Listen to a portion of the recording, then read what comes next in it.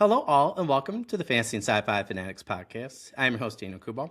Today, I have me a very special guest, P.A. Cornell. How are you doing today? I'm good, thanks. Awesome, awesome. Well, thank you so much for popping on. I was so glad when I got an email from a mutual friend saying, "Hey, would you like this author?" And I thought your cover that she shared recently looked really cool, and I was actually checking out the blurb for it. So that was probably like 2 weeks before the email. So I thought, man, that is serendipitous. So I'm so glad that we could connect really quick the last couple of weeks and get you on at the tail end here of this fifth season. So thank you so much for reaching out and coming on and chatting with us today. We really appreciate it. Thanks for having me. Excited to Yeah, be no here. problem. Awesome. Yeah. Anytime. Anytime. I love chatting with new authors. I was just talking to a friend of mine yesterday, Sean Korsgaard, and I was like, yeah, it's fun to get somebody new on because for me, it just like expands and I always get, really good feedback from the audience. So it always feels, I love veterans like that come back, like, don't get me wrong, but it's always nice, yeah, to interview somebody new and I always get something new out of it. So I can't wait to do that same thing today. So we'll start right there with that first question. What has your writing journey been like up until this point? All right, well, it's been a long journey because I decided I was going to be a published writer when I was 5 years old. So, and I'm 50 now. So yeah, so it's been a while. But I guess I started really like seriously learning the craft and everything probably in my teen years. This is before the internet was really taking off, so I had to basically just find books about writing and kind of self-teach from that. Um, I was very isolated from the writing community at this point. Like I didn't have any other like writer friends to go to or anything for advice. I didn't have any like classes or anything that I knew of or anything. So I was just basically reading books and, both fiction and nonfiction, just trying to kind of learn the craft that way and writing. So it probably wasn't until like the early 2000s that I started trying to get like published more seriously. And it became a little more challenging like once I started working a day job, which I was a Yeah. journalist for a while. I was Oh, actually a cool. photographer before that, but then I went into Oh, wow. journalism because it combined like my photography skills with my writing skills, so it just made sense. So I did that for a number of years. So some of my like first publications were actually in like nonfiction, just articles, things like that. Even before I really was like an official journalist. Um, so then I got married and I had kids and I started with twins because, why make it easy on yourself? So, you know, I was busy for a few years with that. So it was really like when my kids were all finally in school that I was like, okay, now I have a little bit more time. I can actually, dedicate some of that time to trying to actually get published. Yeah. Because all this time I've been kind of working on my fiction a little bit here and there, but Mm. now I could really get into it. And so that probably was about like 10, 11 years ago that that happened. And yeah, so I've been publishing ever since. I was actually very lucky to start publishing right out of the gate. So Yeah, yeah, yeah. right That's out of the awesome. gate after like decades of working on it on my own. But Yeah, yeah. It's so funny that yeah, like you and Sean both journalists, and yeah, have like similar experience. So it didn't occur to me ever to I don't know why to not try and get journalists on here or photographers or anything like that. Like, why would I do something intelligent, right, when it comes to writing or the community? So you two have opened my eyes up to. I'm like, oh, maybe there's other people out there, not just within your communities, but others that I have not considered because we talk about writing, we talk about books and stuff, but I think it's always interesting, right, to get different people within the community from different points and different careers because I think personally we always get something really interesting out of it. But I have to ask you this question as a follow up because this is what I did to Sean in terms of journalism and working in those types of fields. So I'm just curious if there was one piece of advice that you could give like your past self or give somebody else who's in that type of field.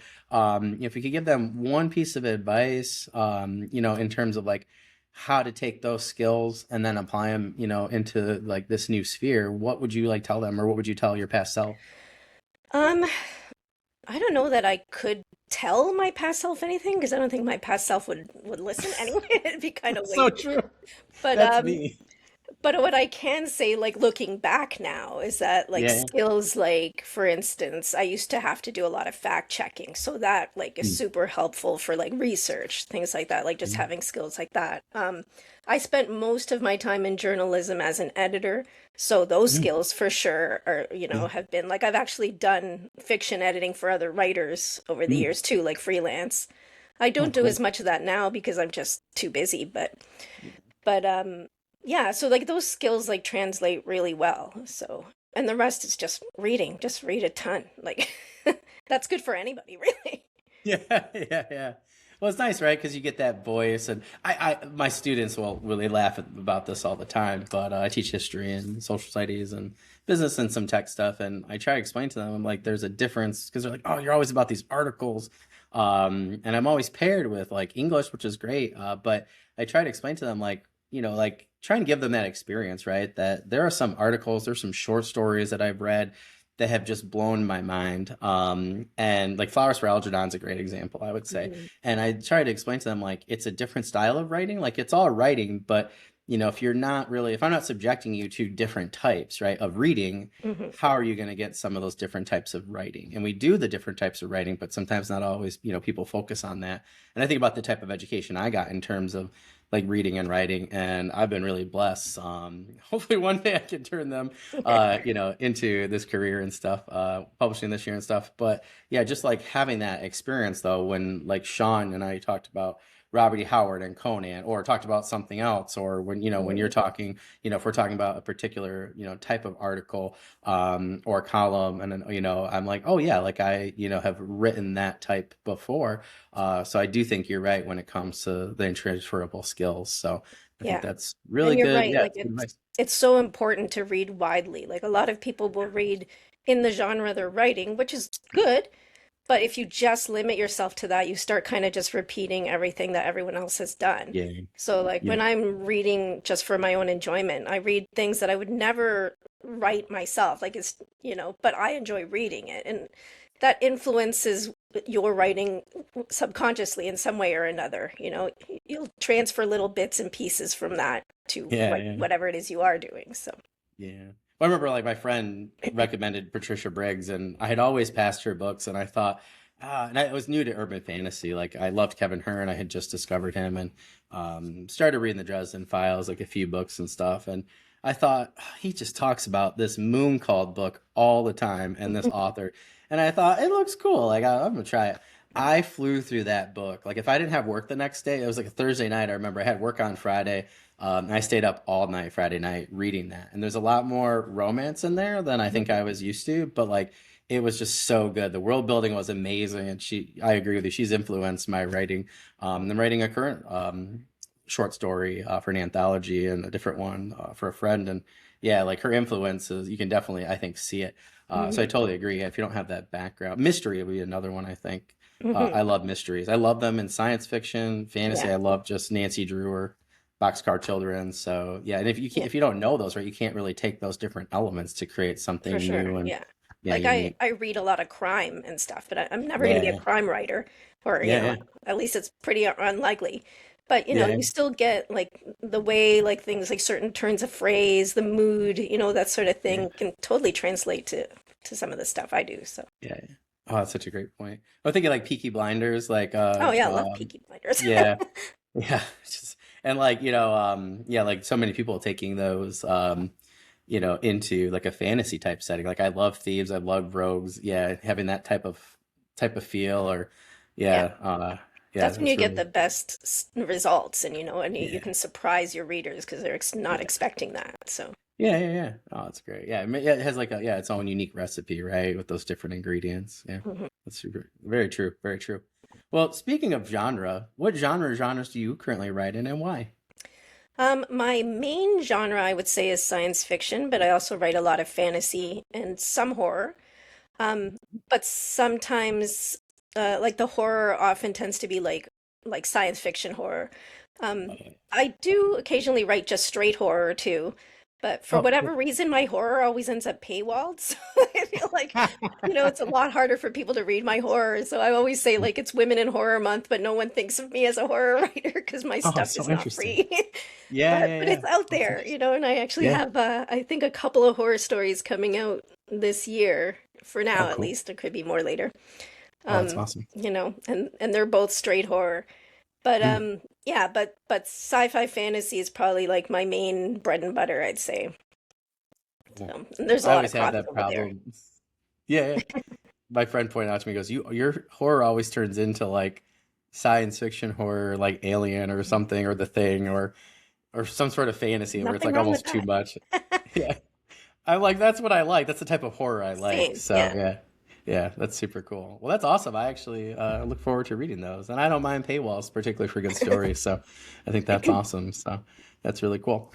All right. So this is going to be one of my favorite questions to ask anybody. I love question three because I get to really dive in, particularly the new author or creative, into their products, their baby, so to speak. So it's my favorite thing to do. What is your book, The Shoeshine Boy and Cigarette Girl, about, and how'd you come up with this idea? Well, Shoeshine Boy and Cigarette Girl is it it's it kind of happened by accident. It's about well, I'll start by saying what inspired it, because I first Yeah. started just with the thought that, like, smoking isn't really as common as it was like when I was growing up. And Yeah. shoe shine girls are kind of like this relic of the past that, like, you just never really see anymore. Yeah. Not that you should, but like I was just thinking that one day, like how weird that Hmm. that used to be a thing and it's not a thing anymore. And then I just kind of thought maybe one day I should write about a cigarette girl one day. But then that was about it. So it wasn't really a real idea. And but then this character kind of just kept popping into my head.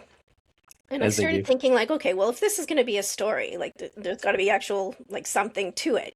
So I said, like, well, maybe she has like a love interest or something. And like maybe he also has kind of an old-fashioned sort of job that, is kind of less common than it used to be. And so I said, okay, maybe he's a shoe shine boy.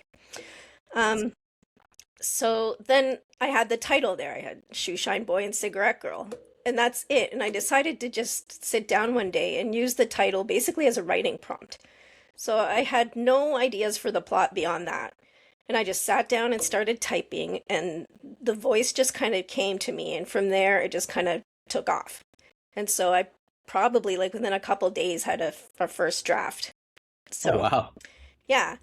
So that's kind of how that happened. That's why I say it was almost Crazy. accidental. Yeah.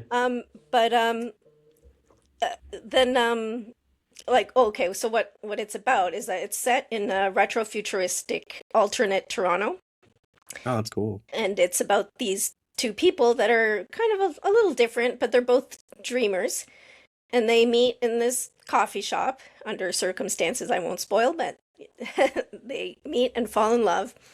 And then they share their dreams with each other, and they, because they're in love, they want to support each other with their dreams and whatnot. But then their nemesis, who's just referred to as the man, enters the picture and kind of uses their dreams against them a bit. So, yeah, so that's kind of where it becomes like a retro futuristic noir. Um, but it's got like a really like a lighter kind of tone for the most part. And I tell it almost like one of the reviewers described it as, like, it's told like you're sitting around a campfire sharing a story with your friends. And I did that very deliberately. I used kind of an omniscient point of view to just kind of like tell the story. So it's kind of largely told, and the characters are really archetypes who don't have proper names. Like they're literally Shoeshine Boy and Cigarette Girl throughout the Oh, story. cool. Um, and I'm just kind of telling it that way, like you would tell a fairy tale almost. So, like when people ask me what my influences are and stuff for this particular book, I'd say a lot. It's actually a lot of, fairy tales, or just people I've known who were just informal storytellers, who just tell you about whatever crazy weekend they had or something, but they do it in such a way that you were riveted. So that's kind of what I was going for with the story. And that's roughly what it is without giving away too much of the plot. Oh, that's cool. That's really neat. I like where you said though that like yeah, it just kind of happened that way. That's a cool story in itself. Uh, That's really neat. Well, that's like my friend made a comment years ago, and we were just talking about something like that, and he like went on a whim, and now he's written a bunch of books on this character because he was working on something else and just kept gnawing at him. He goes, "I'm just gonna write about it." Right? That's what Brandon Sanderson says. Just write about it and then put it Yeah. away. And then he was like, "I'm stopping these 5 books to go and do like 8 books or whatever." So I just think that's so interesting. But he Hmm. said to me like sometimes characters tell you when they need their story told. So Yeah. I think that's super cool. It's really Yeah. awesome. It's so true. Yeah. Well, now, so you talked about the noir piece a little bit. I'm just curious, like, in terms of world building for this story, were there anything, whether it was books or movies or cinema, something like that, television shows, podcasts, those kinds of things. Were there any like world building aspects that you were like, oh, I really like these things from this particular noir piece or historical reference, those kind of things? Like, how did you kind of build their world for this story? I don't think there was anything specific that I said, Mm, I want to transplant this kind of idea into my book. But I think it's just kind of generally having seen things that were retrofuturistic, or read about them or whatever, like those mm, kinds of worlds in the past. Like it kind of influences. So I have things that you'll recognize from that, like flying cars, and they have, mm. rockets to the moon, and like people live up there and stuff. So that it's not, I didn't invent that, obviously. So, it's that sort of thing you see. I also have aspects of like the real life Toronto in there that I've, Oh, obviously awesome. taken a little creative license with, but like I do mention things that people who know the city will know. So that all enters into it.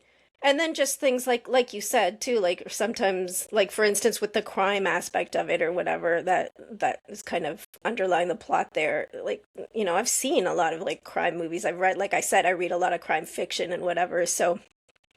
Um, so it's not gonna overwhelm you with those influences or anything. You're not gonna be like, oh, I can tell that you've read this and that, crime writer or whatever, because it's not quite like that. But it's like little bits that just nudge the story here and there, like with their influence.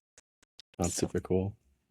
You just gave me the idea. Now I really want to write a Nancy Drew mystery, but then just like make it all like fantasy or sci-fi or something or horror or something like yeah, that. why not? Like, Man, now I have to do that. The Nancy Drew, but horror, like a kind of like a spoof thing, but make it horror and like really scary. Sounds amazing. Well, I just think like retro futuristic just sounds super cool, and I like never really think about like some of those things I've read or or seen that fit that type of genre or subgenre. So, but I think that's good for people. I always call this a journeyman's podcast. We have people that have been writing their first book and are about to publish, or they like some people like 50, 60 books in. But for me, it's always interesting, I think, to check in with other podcasts at certain points because somebody might not know what that is, but then now that you mention it, they might think, oh, yeah, that's a really good idea. And then mhm. I think that natural cultural diffusion happens, because I've never actually considered writing something like that. But now that I think about it, there's a lot of things that fit, that mold that Mhm. I've really enjoyed. So maybe I just haven't thought of the best idea yet, right? To use some of those Yeah. aspects. So I I've actually think been that's really pleasantly surprised with the reaction I've gotten because the cool. book is, in a sense, a mishmash of genres. Because it also has the love story, which kind of puts it a little bit in the romance, sphere, and of course, sci-fi and whatever. Um, so like I've had reactions from readers that read very different things. So like for Mm, instance, a lot of romance readers have read it, and I mm, wasn't sure how they were going to take it because I was like, this isn't your typical romance, so you might mm. be really disappointed if you go into it expecting that. But I've been really pleasantly surprised, and some of them have been like, I need to read more sci-fi, Oh, which I'm like, cool. yes, Yeah. that's it. So, and then, just other things like that, like, or I'll get sci-fi readers that, or, just, oh, I haven't read a lot of retro future sci-fi or something like that. So, and I've had a few readers say, like, why doesn't more stuff like this get published? And it's like, yeah, I'd like to know too. But I mean, it's Yeah. really only smaller publishers that take chances on stuff like this. So, Yeah, and then I'd just like to remind people, like with what we're talking about, we're essentially talking about Legends and Lattes. We're essentially talking about lit RPG with Matt Dinniman, with Dungeon Crawler Carl. Like right. it just takes like one series or really like a couple, right, or different authors that Hmm. really I think like are constantly writing, right, in those areas that really then give attention from trad into indie. Because I had GD Penman on here. He was writing RPG for a long time before Mhm. Legends and Lattes, but because all of a sudden, or sorry, Dungeon Crawler Carl, and all of a Right. sudden, because, it gets expanded for the wider view. And I always say, like, I love traditionally published authors. I have them on here all the time, but it is interesting to see that market shift so slowly because I had so many friends like, I'm going to start to write lit RPG like years ago. And then now, a lot of their series are ending or they're doing, subset series or stuff like that. So I think Yeah. it's such a great point. Yeah. Because if readers want it, like, why not, And I Sure. don't I know, mean, it's I just love different seeing flavor. something that's a little different succeed. I mean, we all Yeah. want our comfort reads that are kind of like, more of the same, which there's nothing wrong with, Yeah. but Yeah. Yeah. it doesn't hurt to try something a little different now and then. So, Yep. Yeah. No, I totally agree. That's awesome. mhm. Well, I think that sounds really cool. Like as soon as I saw the cover, I was like, "This looks really neat." And maybe Yeah. it's a history teacher in me, but I love noir. I love sci-fi, so that's super cool. It is interesting. I love that you said that in terms of reviews, though. Like it's almost like you had a little mini buffet, right? And everybody got to kind of experience something of Yeah. that they really enjoy. That's cool. Yeah. That's really interesting. All right. Well, if you don't mind, if we talk about your novella, I can't talk today. I'm so sorry. It must be my sinuses or something. If we could talk about your novella, The Lost Cargo, and do you mind just telling us a little bit about what that's about and kind of what like fans, of the science fiction genre, would like about it, maybe why, they would want to read that type of story. Okay, yeah. Lost Cargo was published in 2022, and it is, people have described it as Lost in Space meets Jurassic Park. So it's kind of that. It's these people that are en route to like a new colony world, and something goes wrong, and their pod that they're in gets prematurely ejected, and they end up on this moon that has been used to like basically create genetically engineered monsters that was meant to be like a hunting ground for wealthy sportsmen, but it just never took off. Like it was illegal what they were doing anyway, so they had to stop doing that. But the monsters are still there. Um, and they don't know anything about where they are or anything either, so they have to kind of learn this the wrong way. And to make matters worse, their odds of being rescued are not great. They have a very short window of time to get to this abandoned base and send a message while they still can, in the hopes that hopefully somebody from Earth will come pick them up. And if they can't do this in this amount of time, it's going to be a problem. And aside from the monsters, because that's not enough and the time limit isn't enough, like the environment is just not ideal for human beings either because it was only partially terraformed. So they're dealing with a lot of stuff, not to mention the fact that the characters in my story are essentially strangers to each other. They don't even all necessarily speak the same language. So all these things become problems along the way. Obviously, you're under a lot of stress. You're not always your best self either. So there's some conflicts that way, personality wise. So, yeah, so they basically have a lot to contend with under these circumstances, and it's kind of a go story. Like because of the time limit thing, I wanted to pace it pretty quickly. So yeah, so I've been told some people have read it in one sitting. I don't know, that's pretty long. I've read it in one sitting myself, but because I had to. But yeah, that's it's a lot. I'd say at least two sittings is probably better. Go to bed, get some sleep. But That's really anyway, cool. that one is currently, I say temporarily out of print Mm, because my contract with my former publisher was up a couple years ago, and I mm, decided to not renew it then, because what I want to do is at some point re-release this book, but probably like, a revised edition or something. I feel yeah. like I've become a better writer since then, so do that. And yeah, so that is in kind of in my plans, hopefully for the nearish future, like within the next few years or something like that. That's pretty fast for publishing. Yeah, yeah, yeah, So yeah. we'll see. So I'm hopeful that I can get that out again, but it is still, you can still find it in some libraries. I'm told people Oh, are that's still good to picking know. it up, and a Yeah. lot of people bought it before it went out of print too. So Oh, cool. yeah. That's awesome. Well, Mhm. when I saw that one online, I was like, that just totally sounds like my thing. Because I was just talking yesterday. I was actually talking the last 3 days about the original, like Lost in Space, Twilight Zone, those kind of things. And who doesn't like large monsters and Mhm. really, really tough odds, right, for the characters. So Yeah. that's really cool. I have to ask though, it just sounded like such a unique and just cool story.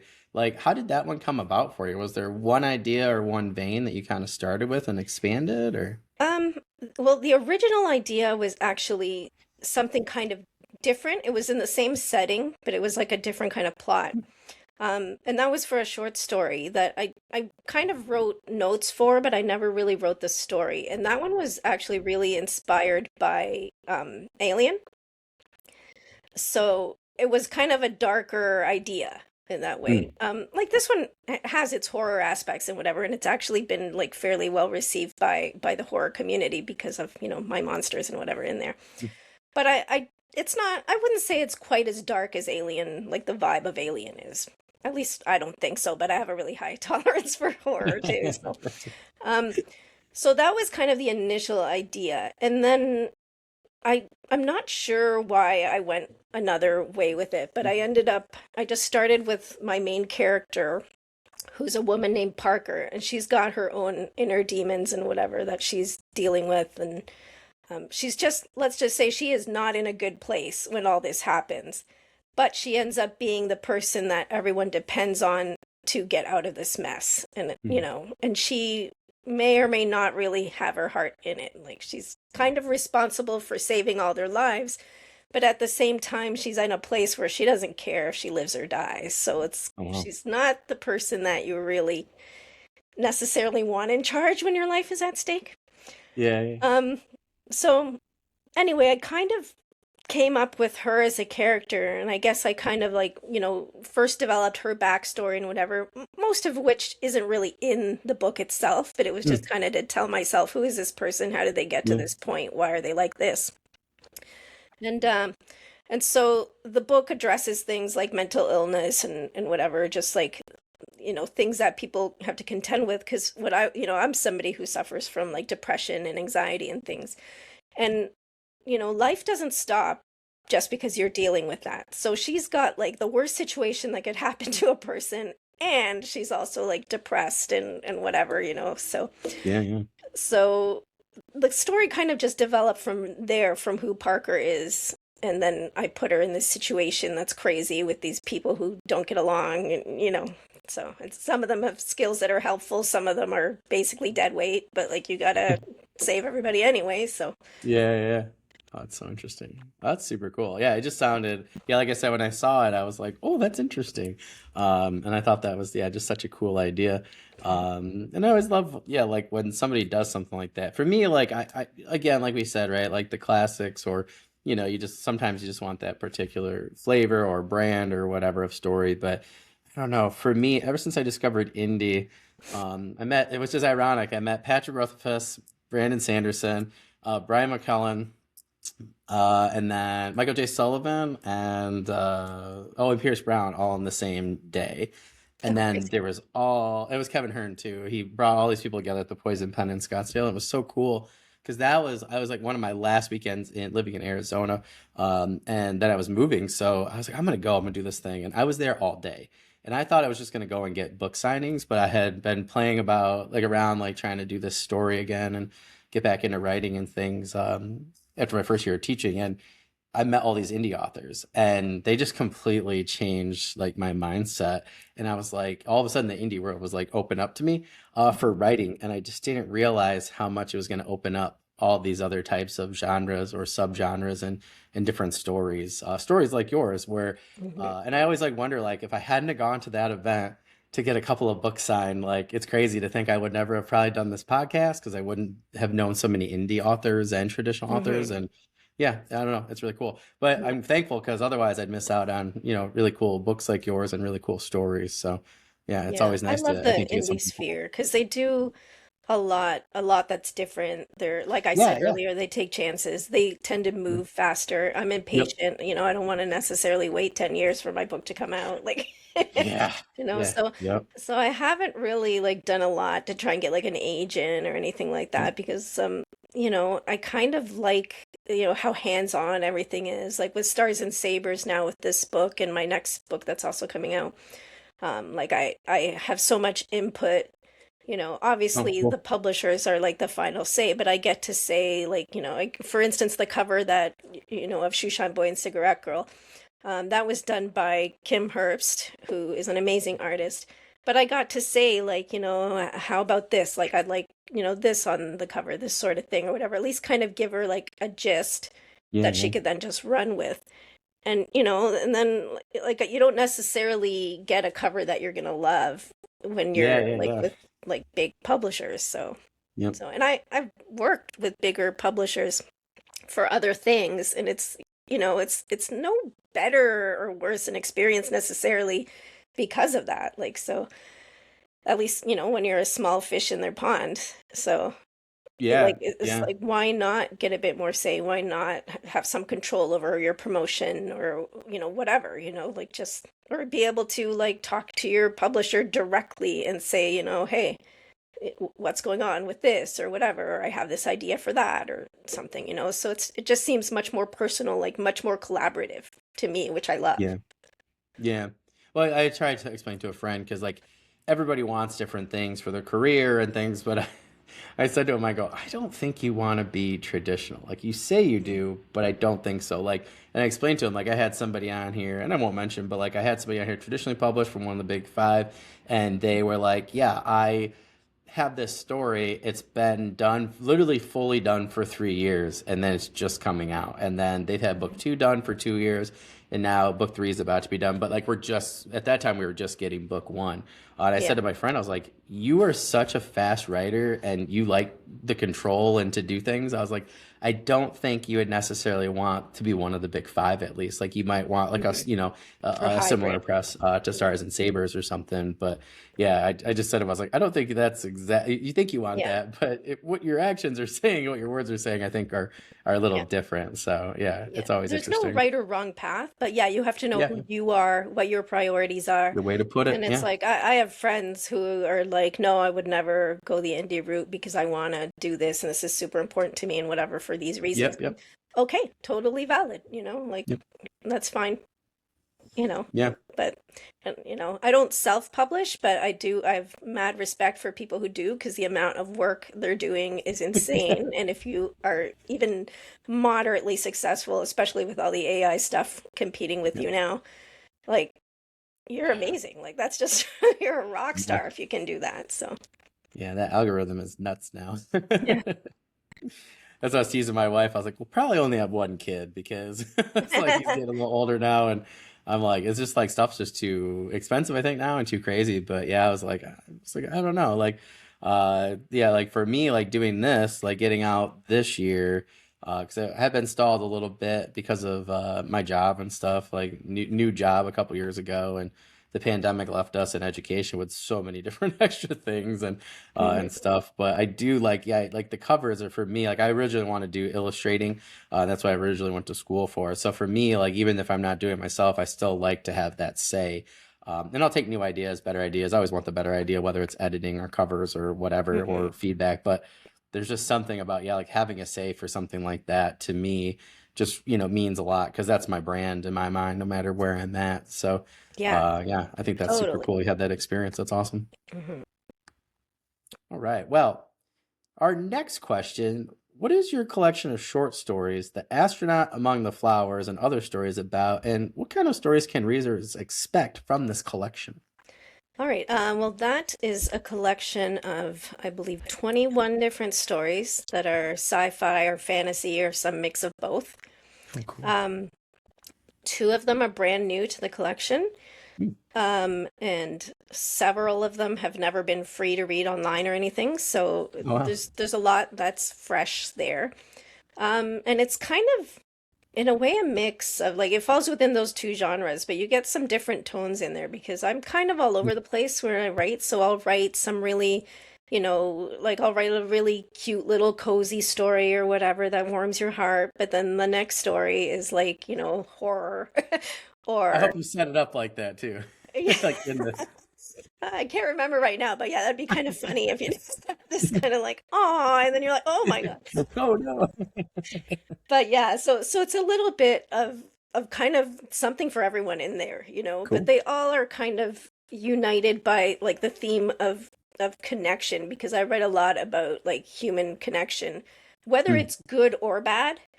mm. So, and like different types of relationships. So, like, some are like romantic, you get parent and child stuff, you get friends, or even just interactions between virtual strangers. So, there's a lot of that in there. There's a little bit like just that involves my background as like an immigrant and whatever that just kind of Oh, seeps in cool. there.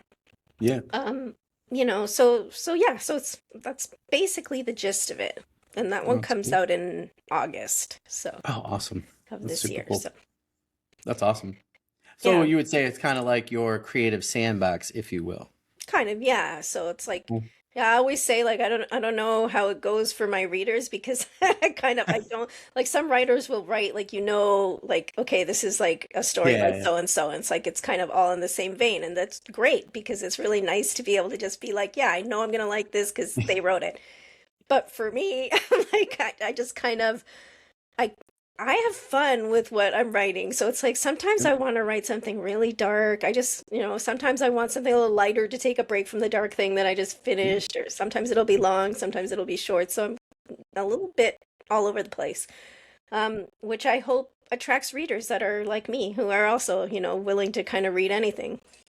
Yeah, I mean, I just think it's so cool. I had talked to somebody the other day. Oh wait, no, I talked to DB Rook on Sunday, and it was so interesting because he said like that's what he does for. He kind of created his own like sandbox, different way than you, but still his ability to do that for his Hmm. own short stories. And he was like, I just want to flex my muscles, and do different things in writing, try different things, and he kind of found a way that he could do it within his world, but still allows him to do a bunch of different things, like you're saying.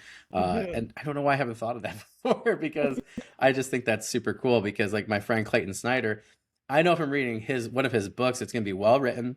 It's gonna have some sort of horror, fantasy, sci-fi mix, but I never know what I'm gonna get. Like, Yeah. and that's what I love about reading, his books because it's almost like like his he does like an anthology type of style, Hmm. which I think is neat. So I think this sounds really awesome because I would love to see like how you handle writing one story or set of characters or issues Yeah. and then kind of go from another one. I think that sounds really awesome. Yeah, I like that sort of thing too. And then you can also see what are the commonalities between these things, like Yep. because there's still going to be your individual style that somehow Yeah. unites these things. And Yeah. that Yeah. maybe isn't even that obvious to me as the author because I'm too close to it, but somebody else could read it and be like, okay, this is, a really dark horror thing, and this thing is like humor piece or whatever, Yep. but you can still see these like things that that thread through both of them and stuff, and that's, I don't know, to me that's interesting.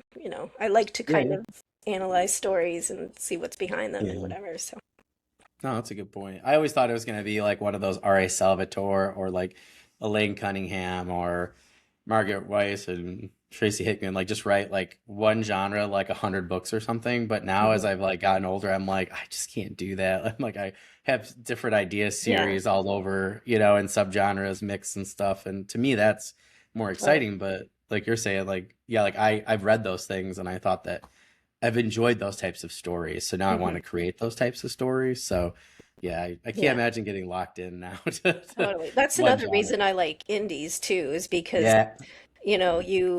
you have that space to do that. Especially like one of the reasons I went with Stars and Sabers is because they're also all over the place. Like they Yeah. publish, Yeah. science fiction, fantasy, horror, and they're like looking to expand to even more. And they are writers as well as publishers and whatever, so they like get it. Yep. Um, and they're just kind of willing to accept almost anything, like they'll consider it at least. So that was part of the reason I went to them with Shoeshine Boy and Cigarette Girl because I was like, who else is going to want a genre like mishmash novelette that's like, Yeah. Yeah. like they might actually consider it because they have their hands in all of it. So Yeah. Yeah. yeah, and that worked out. So that's kind of I like the flexibility of that. Whereas like sometimes in bigger publishing, they're going to be like, and not always, but they might be like, okay, you've had this massive hit, now we want 10 more of these, and it's like, Yeah, okay, yeah. that's great. You have like a good career stretching forward, but I really like the variety for myself. Like you say, I don't like being locked into just one thing. Yeah, and it's like interesting because I have some friends that are coming that have either been on this season or coming on next season where, they're traditionally published, and they, have contracts and stuff like that. But like sometimes they just get so bogged down. I'm so happy to see them do novellas, indie, or do short stories or do other Yeah. novels, in between those projects. It's hard, right? Because if they have that type of production schedule, but it is nice to see some of them, be able to do that hybrid. But to me, Yeah. it's always interesting because it always comes back to indie in my mind for a common theme of the ability, like we were saying, like to play, right? And that's why I work at the school I work at because it allows me to help kids learn how to play in terms of education and to find their passion and what they want. And I think that it's really cool that the indie sphere does the same thing. Like, like Hmm. everybody welcomes your book and, your ability to create a cool story. And, I don't know, I think people are just willing to accept new things, right? Yeah. And new people in that process, in the Yeah, for community, which sure. I think is Because cool. there's a lot of diversity and stuff in Yep. like a Good lot way of to the put it. smaller indie presses and things, and just books that a publisher may or may not consider, or they'll get like, okay, we already have like the one whatever Puerto Rican author, so we don't need any more, or things like that. Yeah, yeah. So it's nice to be able to kind of see like just more acceptance of that. And Yeah. like I Yeah. said, because they tend to publish a little faster a lot of Yeah. the time, it's it leaves more room for that. So, Yeah. Yeah.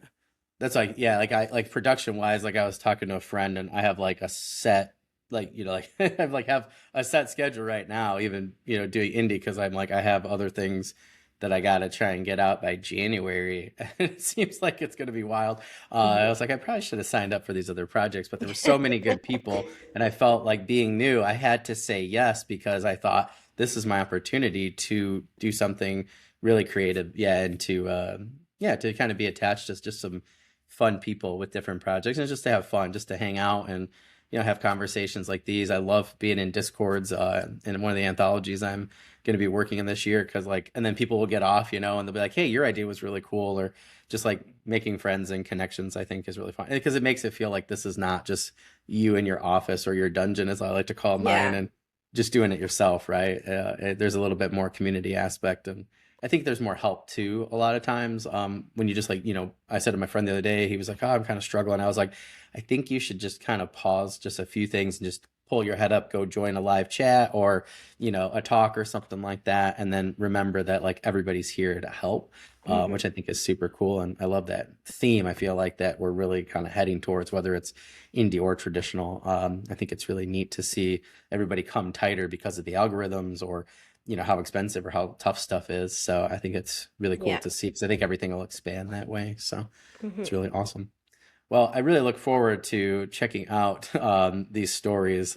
Yeah, I love like just seeing authors and writers and creatives just like their type of sandbox and just kind of how they do different things. I feel like I get some interesting perspectives that way, and it always makes me flex that reader muscle a little bit. So then I can do that in writing as well, and I Hmm. feel that's where I tend to get better ideas from. So I thank all of you and people have been on the podcast for just helping me, and our audience, really grow and think of new ideas. So that's super cool. Hmm. I look forward to that. All right. Speaking of creating, so when it comes to creating immersive stories, what do you do to ensure that readers feel they have like lived in your character's shoes or been in those worlds? Um, I think probably the first thing is just like the point of view like Mm, that you're using is going to be a big influence on that. And that doesn't always mean that it has to be like a first person perspective. Although that does help you do if you got like a close perspective like that, then sure. But and I do write quite a bit in first person, but not mm, exclusively. So I think it just comes from like fully fleshing out the character too, like just so that you know them or you feel like you know them. So if even if you don't feel like I am this person, you can still kind of understand them. And you have to give them some like humanity, some relatable qualities and stuff that are going to make people feel like, okay, this person's like me, or maybe we're very different personality wise, but we've had this setback in life that we have both struggled with or whatever. So that kind of thing, I find that it comes down to making the reader like feel what the character's feeling. um One of the things I do just for my own entertainment, really, but also translates to my writing, is I enjoy listening to actors talk about their craft. Ooh. So I'll listen to a lot of, like, say, actors on actors interviews or things like that, where they're like specifically talking craft, not, promoting necessarily. I mean, they're always promoting anyway, but Yeah. it's not really so much about that. So I like to listen to that and how they talk about getting into character. A lot of that will apply to when I'm writing a character. So I Oh, don't, that's an idea. need to become this character in the way they do, but I need to know who this character is in my head, what they're thinking, why, what they're feeling in any given moment, and why that is. And why it's similar or different to how I would feel in that situation, because I'm not always writing like the way I would react. Mm. So you have to kind of really be empathetic in a way, like just be able to put yourself in someone else's shoes and think, how would this specific person react in this situation? Which was actually one of the things I had to do a lot with Lost Cargo, Mm. because the characters were all so very different from each other. So, like, some of the things they'd say or do are things that I would never say or do, but I still had to be able to understand why they were saying or doing it, whatever.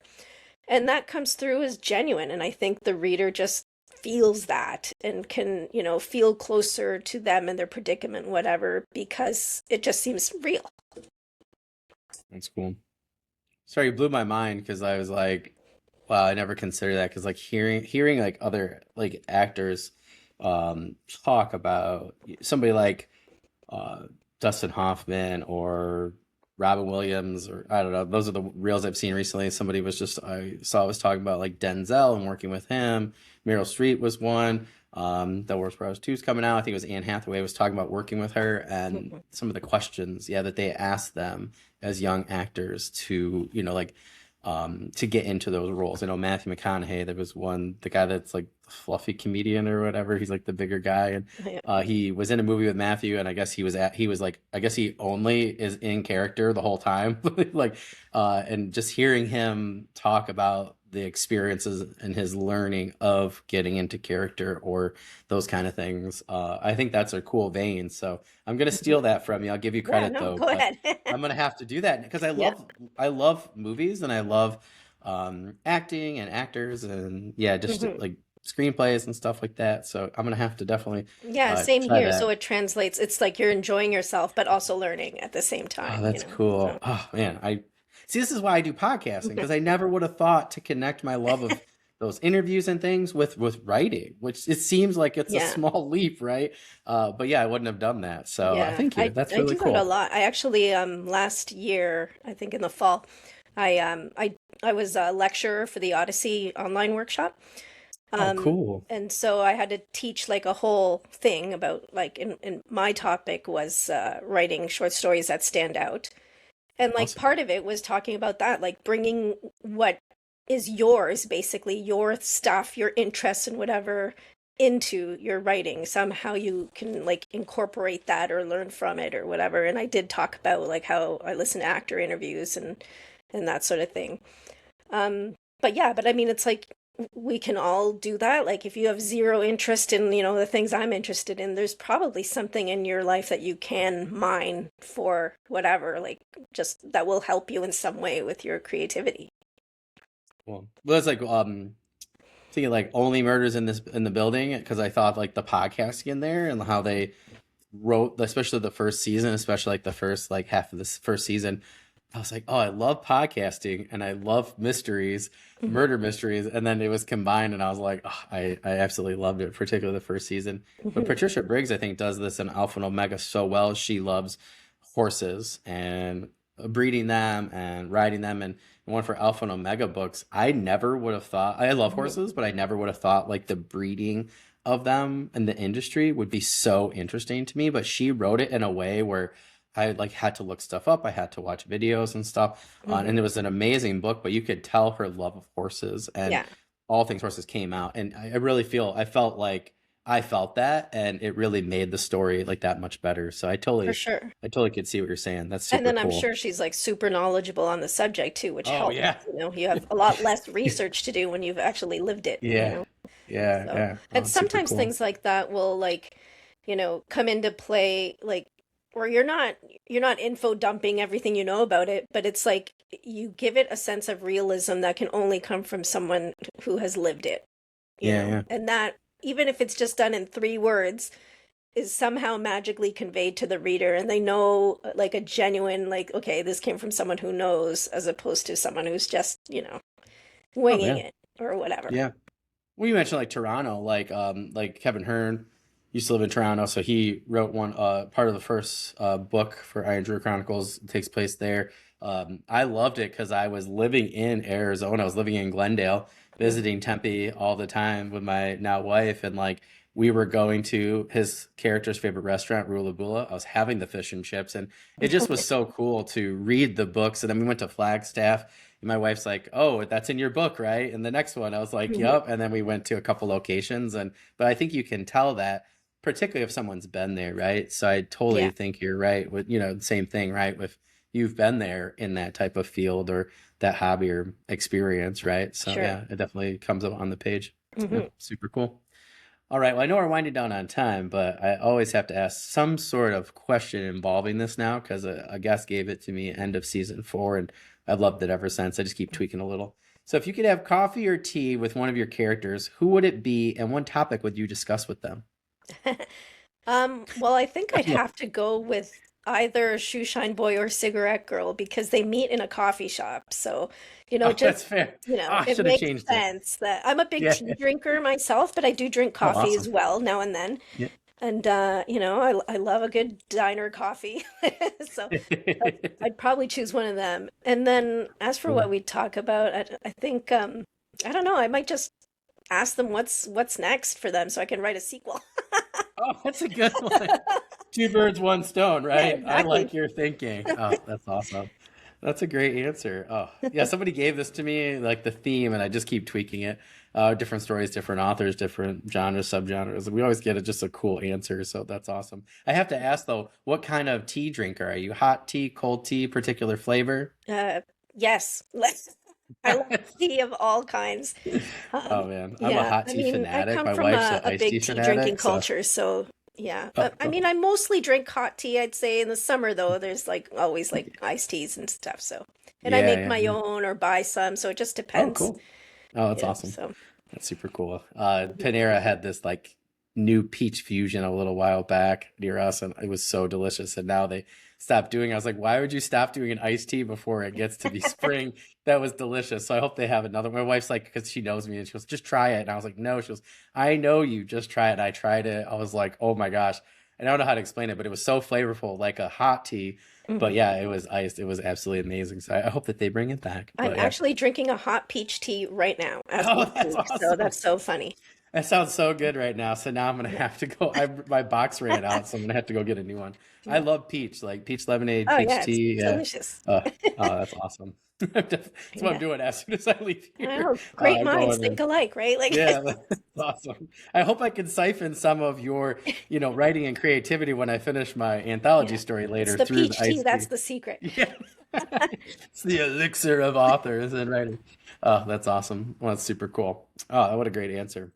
Well, I know I look forward to reading all of your stories, but yeah, I just thought that so sorry that Shoeshine Boy and Cigarette Girl just looked so cool, and like it just like caught me like right off the bat, and it might have been because I was teaching Prohibition at the time. I don't know, but yeah, I was like, this just looks really cool. Yeah, so I was so glad Yeah, when I it's a got the fun one. email. If I say so myself, I think I had a lot of fun writing it, so I hope people will Yeah, have yeah. fun reading it. So far, I'm Oh, I getting good can't. Well, feedback. it just immediately hooked me with the blurb that Hmm. I thought, oh, this is gonna be really cool. And it's so funny, like I said, 'cause it was like 2 weeks before I got the email for you and about the interview request, and it was so funny Hmm. because I had just saved it into my Kindle Unlimited for like my next like wish list book Oh, that's awesome. because I have like three. Yeah, so I thought that I was like, yeah, I was like, this is so cool. I Perfect. just Yeah. did this. So yeah, Yeah. so I can't wait to It check also this has out. like interior illustrations too that are like Oh, I was gonna really ask. That's great. super Yeah. cool.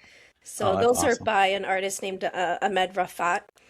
Oh, And cool. they're just awesome. They're done like little like retro ads, kind of like, Oh, they're that's just black and awesome. white illustrations, but they're amazing. He's like a really talented comic artist. Like he's done Oh, work, that's like he's worked cool. with Kevin Smith on like comics and Oh, stuff. And wow. yeah, like so, I mean, all these artists have been so talented. And one of the things I loved about the production of this book is that I've got to work with three artists, Oh, that's so cool. for one for the cover, one for the interior illustrations, and one that did some of the swag. Oh, that's And awesome. yeah, they're all amazing, and I'm not a big, like, I'm really anti AI art right now because Yeah, it yeah, takes work from genuine artists. for sure. So to Yeah. be able to do something that provides work for three different artists is like, I couldn't be Cool. happier. Like, I Yeah, can't yeah. take credit for that being my idea or anything, but I'm Yeah, yeah. glad it worked out that way. So, Oh, that's cool. That's so one of my artists, my original artist for my fantasy stuff, I just loved, and of course he was amazing, so he got picked up by a company and now can't he's like, I'll do stuff for you, but mhm. I can't really do commissions anymore because I'm too busy. I was like, Yeah. no. So yeah, I have another thing I'm having him do for It's my like, I'm website. happy for you, but sad for me. Yeah, yeah. My friend, because I was talking to Michael R. Fletcher, and he's like, he found Felix Ortiz really early on, was one of the people that used him a lot and stuff, and now he's really, does well and stuff. So, and then he did like two other artists, and I was like, Mike, let me know the next person you pick on ArtStation, because I guarantee you they're going to be like the next hot thing, particularly for indie fantasy and sci-fi. He's just really, I told him, I was like, Yeah. if I ever own my own company, I said, I'm going to hire you just to do like, art acquisitions or something, just to like hire people. hmm But yeah, I'm gonna miss you, Caleb. I'll see you every once in a while. Oh, that's awesome. Three artists. Yeah, that's super cool. Yeah. Well, I definitely want to have time. I know we're winding up here, but I just want to make sure we have enough time to talk about your news, updates, current projects, anything like that you can share with us before we head out for the day. Well, I guess my newest news is that I'm a current finalist for the Nebula Award, which is, Oh, that's awesome. I yeah, must have so missed that. yeah, they just That's announced awesome. that, That's what, congrats. a couple weeks ago or something now? Oh, yeah, yeah, Something yeah. like Oh, that. that's So so it was cool. pretty recently announced. Um, Oh, I don't know if it's even been that long, but anyway. yeah. Um, this is my second time being nominated for this award in the Oh, same that's awesome. category. So it's for a Oh, short that's cool. story. My short story is called Through the Machine, and it's actually about AI in the arts and how Oh, bad it wow. is. So, Yeah, yeah. so it's kind of goes with what I was just talking about. But yeah. So and that one, yeah, it takes place like in Hollywood. So it talks about like AI taking jobs in that industry specifically, but it kind of applies, across the arts. Yeah, So yeah, so that's been pretty well received. I'm up against some pretty tough competition though, so yeah, yeah. nothing's in the bag, but I mean, honored just to be among the people that I'm Yeah. nominated with. So, Oh, so that's that's cool. super cool, and I guess we'll see the results of that in June. And Good luck. then That's amazing. yeah, and then other than that, I mean, I have that collection coming out in August. I'm, still promoting Shoeshine Boy and Cigarette Girl, and I'm always writing something. I just finished a short story yesterday. Got an idea for a new one this morning. So we're doing something else, and I'm working on a few things I can't talk about yet, but yeah, so keeping busy. It's awesome. It's so Mhm. funny because you're like the second person that I've had within the last couple of weeks who has been, yeah, in the nebula. So that is really cool. We must be doing something right, fans and people that are watching. That's super cool. I always love that because it's just like funny how those kind of things work out. Because like there's so many people. I just gotten lucky because there's so many people that early on for like Spiffbo and stuff in Mark Lawrence's contest that I just like people at I like found or they asked me. I was like, yeah, let's do this thing, and then they like applied for the contest and they got like super far and stuff. Mhm. So I always find it interesting just to see where people are at, with those kind of things because that's Mhm. like what I really want to do early on was like, I'm going to enter all these contests, and now I'm like so busy Mhm. just like putting my head down writing and finding out what all you great people are doing that I can't always Totally. forget about them. But I was like, one of these days I'm going to enter one and just like have some fun and do Yeah. something new. So, well, Yeah, that's with this awesome. one though, I mean, I don't, you don't enter it, but like you get Yeah, yeah, you yeah. get nominated by your peers, which to me is Which is extra super cool. special. Yeah, yeah. It's like because you're looking at these are the people who get it, who understand what it Yep. takes to make a good story, and so if you're getting like even just nominated, you're like, Yeah. wow, you're. I feel like Yeah, Sally it's super Field at the cool. Oscars, going like, you like me, you really like me. Yeah.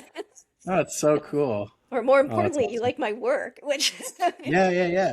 And like I just want to remind, just like on that vein, just want to remind people like how many stories and people are out there, right? That people could nominate. So that to me, that Yeah, widens the category and makes it for more sure. special. So that's really awesome. Yeah, it's like it's almost like it's a shame in a way that you can only have like say five, six people or whatever Yeah, on the ballot, yeah, you know, yeah, yep, or pieces. Um, and there's so many stories that just haven't been as widely read or whatever, yep, that might even be better than whatever is nominated, but yeah, yeah, yeah, it's tough to get eyes on things. So, you yep, know, yep, yep. but it so just to even make the cut is just amazing. That's So, awesome. Well, we'll be crossing our fingers for you thank you. and my friend James Selly in his category. So I can't wait. I every time I'm like, come on, come on. I feel like I'm like the friend behind, like still in the crowd, like we can do it. Let's do this. But that's super awesome. Yeah. Mhm. Well, you definitely gonna have to come back and let us know. Not just about the upcoming stories and things like that, but how that went too. I would love to just Mhm.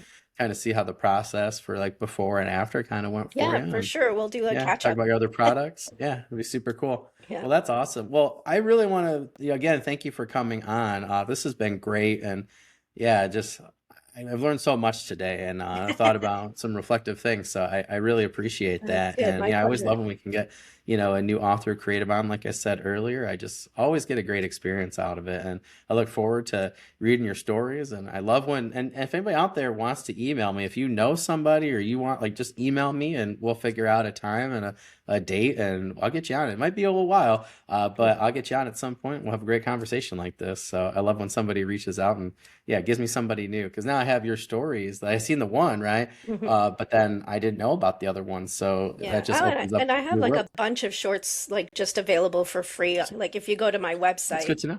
Yeah, yeah, um, yeah. Oh, cool. my website's pacornell.com, so pretty Awesome. easy to find. And there's like a whole free page there where you just click and it'll take you to a story. And if you don't like that one, click on a different one because, like I Yeah. said, I write all kinds of different things, so you might like the next one. That's awesome. That's so cool. I just want to remind our audience that you can find PA's links down in the description anywhere we are watching or listening to this podcast. If you're viewing, just don't forget, if you could subscribe, that'd be great. Please share with your friends because you never know, what they would like of PA's as well. But yeah, everybody, thanks for showing up today and checking those things out. We want to make sure we're reviewing all products as well. Anywhere we're finding, listening, reading, getting them, that's going to be the thing that helps out everybody, whether they're indie or trad, particularly in these crazy algorithm Mhm. slash AI times. So if everybody could focus on that still, that would be great. Well, PA, I hope you have a great rest of the day. Again, thank you so much. And Thanks, you I look too. forward to our next conversation. Yeah, me too. Thank you so much. Appreciate it. Yeah, cheers.